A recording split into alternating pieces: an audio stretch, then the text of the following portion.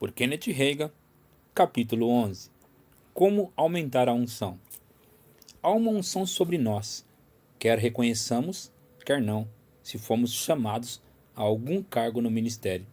Independentemente do cargo que ocupamos e daquilo que somos chamados para fazer, podemos fazer nossa parte em determinar o grau da nossa unção. Podemos preparar-nos para essa unção. Se não vem sobre nós, é porque não nos preparamos. Além disso, a unção pode ser aumentada. Podemos aumentar a unção mediante o estudo da palavra e ficar em espírito de oração. Podemos diminuir a unção ao negligenciarmos o estudo e a oração. O obreiro que não estuda, 2 Timóteo 2,15, passará vergonha porque as pessoas não deixarão de perceber o fato, e o obreiro ou perderá a unção ou a unção não se manifestará. Se nós cumprirmos a nossa parte, no entanto, assim não acontecerá. Se estudarmos e orarmos, virá a unção no momento em que, pela fé, nos colocamos em pé e pomos mãos à obra. Quando eu pregava debaixo daquela unção para a pregação, na maioria das vezes, precisava começar pela fé, sem nada sentir de específico. Mas aquela unção nunca deixou de vir sobre mim para pregar. E às vezes, ela continua depois e nós desfrutamos dela. Louvado seja Deus. É necessário perceber que quem ocupa o cargo do profeta, do pastor, do evangelista ou qualquer outro cargo pode ter mais ou menos unção. Acho que fica bem óbvio que, enquanto escutamos pastores diferentes, às vezes tem mais unção do que em outras ocasiões. Às vezes, os mestres têm mais unção para ensinar do que em outras ocasiões. O profeta tem mais unção em algumas ocasiões do que em outras. Nos tempos do Antigo Testamento, o Espírito Santo vinha sobre 3 tipos de pessoas: o profeta, o sacerdote e o rei, para capacitá-los a funcionar nos seus respectivos cargos. Mas o Espírito Santo não estava dentro de nenhum deles durante aquela dispensação da mesma maneira que ele está na nossa. Você sabia que Davi, além de ter sido ungido rei de Israel, também era profeta? A unção do profeta estava sobre ele. Você se lembra daqueles 2 profetas do Antigo Testamento, Elias e seu sucessor Eliseu? Eliseu pediu e recebeu uma pias. Isso não significa que existem muitos. Existe um só. Aquilo que Eliseu chamou de porção dobrada seria uma dupla medida da unção para ocupar o mesmo cargo. Semelhantemente, a medida de unção não estaria disponível para quem não era chamado para aquele cargo. Não precisariam dela. Quem, por exemplo, foi chamado para ser pastor, não precisa da unção do pastor. Eliseu, porém, fora chamado ao cargo de profeta. Como obter um manto? Quando eu estava entre os batistas, não se ouvia falar muita coisa a respeito do manto que caía sobre as pessoas. Acho que o manto não estava sobre muitos entre nós. Quando, porém, passei para os círculos do Evangelho Pleno, ouvi falar bastante a respeito, porque eles sabiam muito mais a respeito da unção.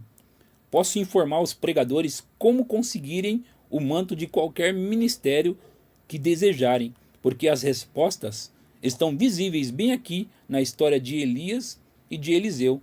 1 Reis 19:19. Partiu, pois, Elias dali e achou a Eliseu, filho de Safate, que andava lavrando com 12 juntas de bois adiante dele. Ele estava com a 12ª. Elias passou por ele e lançou o seu manto sobre ele. Esse manto era, na realidade, um símbolo daquele cargo específico. Representava a unção pelo Espírito Santo. Indicava que o Espírito Santo viria sobre Eliseu, mas não era a própria unção. Simbolizava o Espírito Santo e o poder de Deus. O manto envolverá o indivíduo que ministrará sob a unção que acompanha seu cargo ou chamada da parte de Deus. Às vezes, no ministério, quando a unção vem sobre mim, parece que um manto desce sobre mim. Parece que estou vestido um manto, um casaco, quando na realidade não estou. Mas o poder de Deus, a unção me envolve tanto que me sinto vestido assim. 1 Reis 19:20. Então deixou Eliseu, os bois, correu após Elias e disse: deixa-me beijar a meu pai e a minha mãe, e então te seguirei. Elias respondeu-lhe: vai e volta, pois já sabes o que fiz contigo. Elias estava dizendo: volte então e esqueça-se do assunto. Em outras palavras, se você pretende dar prioridade às outras coisas, por mais legítimas que sejam, você não irá desfrutar da plenitude da unção divina. Eliseu não voltou para despedir-se com beijos de seus pais. Pegou uma junta de bois, sacrificou-os e assou-os e os deu ao povo por alimento. O versículo 21 diz: então se dispôs e seguiu a Elias e o serviu. 2 Reis 2, 1 e 2. Quando estava o Senhor para tomar Elias ao céu por um redemoinho, Elias partiu de Gilgal em companhia de Eliseu.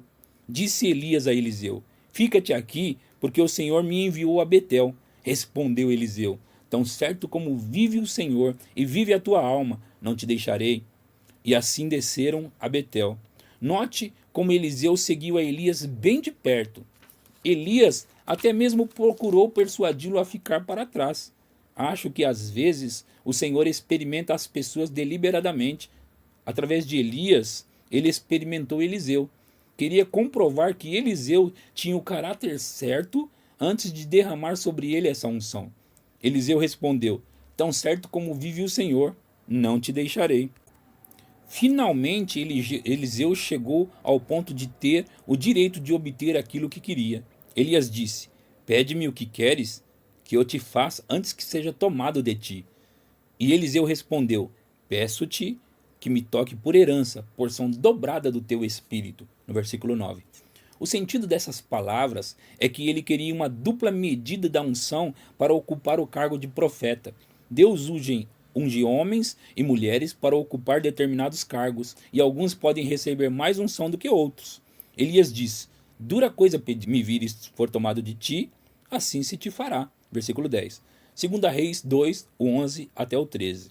Indo eles andando e falando, eis que um carro de fogo, com cavalos de fogo, os separou um do outro, e Elias subiu ao céu num redemoinho. O que, vendo Eliseu, clamou: meu pai, carros de Israel e seus cavaleiros, e nunca mais o viu. E tomando as suas vestes, rasgou-as em duas partes. Então levantou um manto que Elias lhe deixara cair, e voltando-se, pôs a bordo do Jordão. Eliseu permaneceu firme perto de Elias, e estava com Elias quando este foi levado para o céu. Note que antes de Eliseu pegar o manto de Elias, despiu suas próprias vestes e as rasgou no meio. Então pegou do chão aquele manto e o vestiu, porque aquele manto cobria a totalidade da pessoa. Continuando a leitura do Antigo Testamento, descobrimos que o manto que usualmente vestiam era realmente a pele de um animal. Lá no Novo Testamento, há uma descrição de João Batista e da sua maneira de vestir-se. Suas vestes eram feitas de pelos de camelo, ou seja, usavam um desses mantos de pele de animal. A história de Eliseu continua nos dois versículos que seguem, 2 Reis 2, o 14 e o 15. Tomou o manto que Elias lhe deixara cair, feriu as águas e disse: onde está o Senhor Deus de Elias? Quando feriu ele as águas, elas se dividiram para uma e outra banda, e Elias passou. Vendo-o, pois, os discípulos dos profetas, que estavam defronte em Jericó, disseram: o espírito de Elias repousa sobre Eliseu. Vieram-lhe ao encontro e se prostraram diante dele em terra. Não foi o manto, o casaco peludo, por si só, que dividiu as águas. Se fosse assim, todos poderiam ter dividido as águas, pois todos usavam mantos de pele. Foi a unção que realizou a obra. E foi por isso que os discípulos dos profetas disseram: o espírito de Elias repousa sobre Eliseu. Assim, Eliseu realmente viu Elias subindo para o céu e realmente obteve uma dupla medida da unção para ocupar o cargo de profeta. E é só ler o relato bíblico do ministério dele para ver que está registrado que ele operou 2 vezes mais milagres do que Elias. Ao estudarmos a história dele, aprendemos algo a respeito de obter a unção. Elias ficou sempre junto de Eliseu. Nunca deixou o profeta fora da sua vista. Seguiu-o de perto. O mesmo espírito acabou ficando com ele. Veja bem, aquela mesma unção ou aquele mesmo espírito virá através da associação do ambiente e da influência. Você já notou que aqueles que trabalham em estreita conexão comigo têm sobre eles a mesma unção que paira sobre mim? Há na realidade algumas unções em alguns ministérios que me deixaram, nem sequer as tenho mais. Meus obreiros as receberam, é a pura verdade. Mas é assim que se recebe as unções. Como aumentar a unção? O manto de Smith Wigglesworth. Frequentemente, quando algum grande obreiro de Deus, homem ou mulher, sai do cenário, assim como foi no caso de Elias, ouvimos os pregadores dizer: quem sabe sobre quem cairá o seu manto? Todos nós temos ouvido semelhante comentário, mas não é porque termos ouvido dizer e repetir tais palavras que devemos considerá-las certas. Uma coisa não fica sendo verdadeira simplesmente porque pensávamos que o era. Quero que você perceba nesse assunto algo que ameaça impedi-lo de receber as bênçãos que Deus deseja que você possua. Em 1947, peguei na mão uma revista religiosa e li que Smith Wigglesworth partira para ficar com o Senhor aos 87 anos de idade. Senti uma grande perda. Lembro-me que entrei na minha igreja e fiquei prostrado no altar, mesa da frente. Não conhecia o homem pessoalmente, mas tinha lido constantemente a respeito dele, ao ponto de literalmente desgastar os livros dele, até que algo da parte dele pegar em mim. Sentimos um vazio, um vácuo, quando parte um homem daquela qualidade, um homem que ressuscitou dentre os mortos 23 pessoas durante o seu ministério. As pessoas perguntam: sobre quem mesmo cairá o seu manto? Na minha ignorância, eu também pensava que o manto é a unção e que caíra por acaso sobre alguém. Mas a verdade não é essa. O manto simboliza a unção. Além disso, não fica decretado que o manto cairá sobre algum indivíduo específico. E não cai mesmo. Nem sequer é assim que o manto chega a nós. Como, pois, Eliseu recebeu o manto de Elias e uma porção dobrada da unção do profeta? Seguia Elias bem de perto. Conforme já notamos, recebemos a mesma unção mediante a associação, o ambiente e a influência. Sem dúvidas, seremos guiados pelo Senhor para seguirmos certos ministérios, mas há certas coisas a respeito das quais os pastores devem ser precavidos. Estou no meu 49º ano de ministério. A gente acaba descobrindo algumas coisas em 49 anos. Se você vai seguir alguém, verifique se ele está seguindo o Senhor. Se ele fica um pouco por fora, só um pouquinho, não siga aquilo. Aprenda dele a fé, mas não o siga demasiadamente de perto. Lembre-se destas 3 coisas. Primeiro, tenha a vocação de Deus na sua vida. Segundo, siga o Senhor Jesus. Ele é o cabeça da igreja, ficando muitíssimo perto dele. Terceiro, se você quiser ter o mesmo tipo de ministério que outra pessoa tem, siga bem de perto aquele ministério. Se você tem no coração o desejo desse ministério, usualmente é porque Deus colocou ali esse desejo. Mas aquele manto não cairá sobre você automaticamente como cerejas maduras de uma árvore. Nos tempos da organização A Voz da Cura, que teve seu apogeu durante o grande reavivamento de cura divina, fiquei observando alguns desses ministérios. Deus me enviou a alguns pastores a fim de lhes dizer que não deviam fazer certas coisas, mas foram adiante e as fizeram mesmo. Começaram a seguir certa pessoa e depois essa pessoa ficou fora da vontade de Deus e vi os seguidores errar da mesma maneira. Vi que assim aconteceu com vários obreiros. Alguns deles morreram com exatamente a mesma idade em que morreu o homem que estava seguindo. Isso porque os seguiam demasiadamente de perto. Você poderia aprender alguma coisa daquilo que lhes aconteceu. O caso é semelhante àquilo que ouvi Papai Nelson dizer. Ele era fundador da Faculdade de Teologia das Assembleias de Deus do Sudoeste. Estava falando assim na primavera, antes de voltar ao lar para estar com o Senhor. Morreu no outono de 1942, aos 74 anos de idade. Papai Nelson estava falando a respeito de John Alexander Dowie, um pastor congregacional que tinha um ministério de cura divina muito tempo antes de todos nós. Dowie recebeu uma revelação de cura divina, tendo por base Atos 10:38, e enquanto estava pastoreando lá na Austrália, posteriormente foi aos Estados Unidos e fixou residência em Chicago. Fundou Zion, estado de Illinois, como cidade cristã. Gordon Lindsay nasceu ali. Dewey impôs as mãos sobre Gordon quando este ainda era um nenê. O irmão Lindsay, que foi o líder da Voz da Cura Divina e que fundou Cristo para as Nações, obteve alguns exemplares da publicação de Dewey, Páginas sobre Cura, e publicou alguns dos seus sermões. O irmão Lindsay também escreveu a biografia notável de Dewey, The Life of John Alexander Dewey. O incidente que Papai Nelson relatou a respeito de Dewey, forçosamente, aconteceu antes de 1907, pois foi em 1907 que Dewey morreu aos 60 anos de idade. Papai Nelson ainda era um pastor batista na ocasião de contar a história. Ele mesmo não recebeu o batismo no Espírito Santo, a não ser em 1921, quando então entrou no ministério de cura.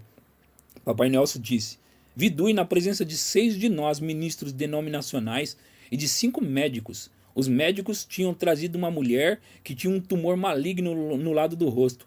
Parecia uma berinjela gigante, arroxeada, azulada, e crescia dentro da boca e cobria a totalidade da face. Era quase do tamanho da sua cabeça. Os médicos não podiam aplicar nenhum tratamento porque era grande demais. Naqueles dias, o remédio que teriam aplicado era venenoso e a mulher poderia ter absorvido uma quantidade demasiada do veneno. Vi a presença dos 6 ministros denominacionais e dos 5 médicos agarrar aquele tumor maligno, dizer: em nome do Senhor Jesus Cristo, e arrancá-lo do rosto dela. Os médicos examinaram imediatamente o rosto dela e disseram: é pele de nenê. É pele que acaba de nascer na totalidade do rosto dela.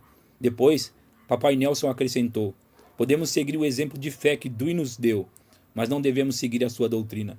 Nos seus anos finais, Dewey tinha ficado fora da vontade de Deus. Alguns perguntarão: é possível estar errado na doutrina e forte na fé? Certamente. Assim temos visto nas vidas de Dewey e de outras pessoas. É necessário conscientizar-se de que uma pessoa pode estar certo no coração e errada na cabeça. É por isso que devemos tomar cuidado no tocante a quem seguimos, especialmente no ministério. Um jovem que segue bem de perto um outro homem cometerá os mesmos enganos nos quais se enveredou o homem mais velho. Que aprenda alguma coisa da parte dele, se puder, mas conforme disse Papai Nelson, podemos seguir seu exemplo de fé, mas não devemos seguir a sua doutrina. Mas, mais de uma vez, vi pessoas em ministérios maravilhosos e legítimos ficarem fora dos trilhos. E vi a mesma coisa acontecer no cargo pastoral. Sabe-se, é lógico, que há aqueles que sempre comentam alguém que fracassou. Gosto de seguir quem não fracassou, louvado seja Deus. Alguém sabendo que cremos na cura divina, vai dizer: ora, o irmão fulano tinha um ministério de cura e ele morreu jovem. E depois o irmão Beltrano morreu assim também. Sempre respondo: não sei por que morreu. Não é esse o meu problema, nem é da minha conta. Não sou seu senhor e chefe. O assunto é com ele e o Senhor. Não estou seguindo a ele. Afinal de contas, estou seguindo o Senhor. Se, porém, eu quisesse seguir o exemplo de alguém, escolheria Smith Wigglesworth. Viveu a totalidade dos seus dias, louvado seja Deus, e morreu sem enfermidade, aos 87 anos de idade. Outro exemplo excelente foi um pastor que era batista até ser batizado no Espírito Santo, falar em outras línguas e pregar a cura divina. Tinha ouvido vários boatos a respeito da morte dele, mas depois visitei a filha dele, que estava realizando campanhas de reavivamento no estado onde morava. Acabei descobrindo que quando esse cavalheiro tinha 93 anos, visitou certa mulher durante o café da manhã. Já está na hora de eu voltar para casa.